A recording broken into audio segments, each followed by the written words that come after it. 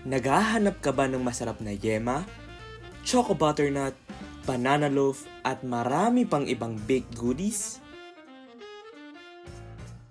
No more Sana All with Sana's Bakehouse, dito lang sa TikTok Eats.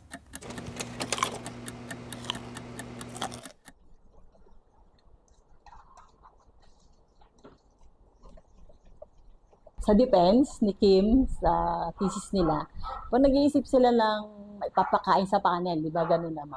So kung bakit hindi nyo i-try yung niluluto ko? Nilutuan ko sila. Pagkatapos nung thesis nila, umorder yung panel, yung sa panel. So pwede ko pala ibenta. Kasi ang tatay ko ay panadero. Kaya nung araw, parang ayoko magpanadero, ayoko mag-bake, ayoko ng ganyan. Pero habang tumatagal, bakit nga hindi? Sa edad ko kasi parang wala naman ako pwedeng gawin na dapat sa bahay lang. Bakit nga hindi ko umpisahan?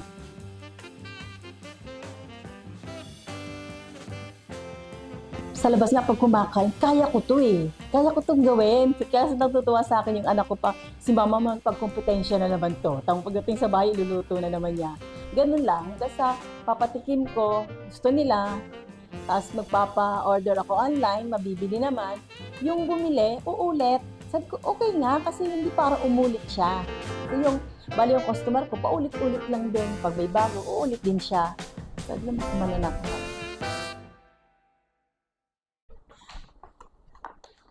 Nag-training ako, bale, sa kusina din niya ni chef. Tapos tiniluluto niya, binibigay niya ko ng recipe. Tapos pinapakain din sa amin kung ano yung niluluto. Yun yung, ko, parang isang araw lang yun, bale, buong maghapon.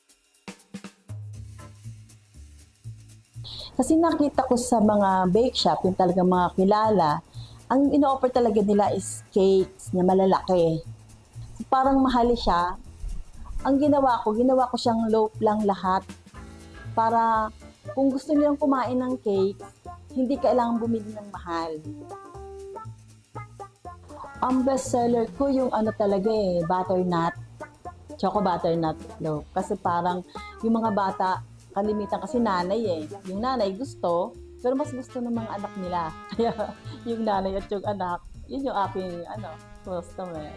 Ang natutunan ko, pag gusto mo talaga, magagawa mo Lalo na pagka iisipin mo na, hindi ka pwede umasa sa iba Kahit sabihin mong may anak ako, salamat at bibigay naman talaga din sila sa akin dahil wala kaming hanap buhay. Pero yung sanas nakakatulong sa amin na may sarili kaming pera. Kung gusto nyo talagang mag-umpisa ng business para hindi kayo umasa sa kahit kanino, umpisa nyo na ngayon, kayang-kaya kahit may edad na. Yung maliliit na negosyo, suportahan po natin para sa sabay-sabay tayong umunlad.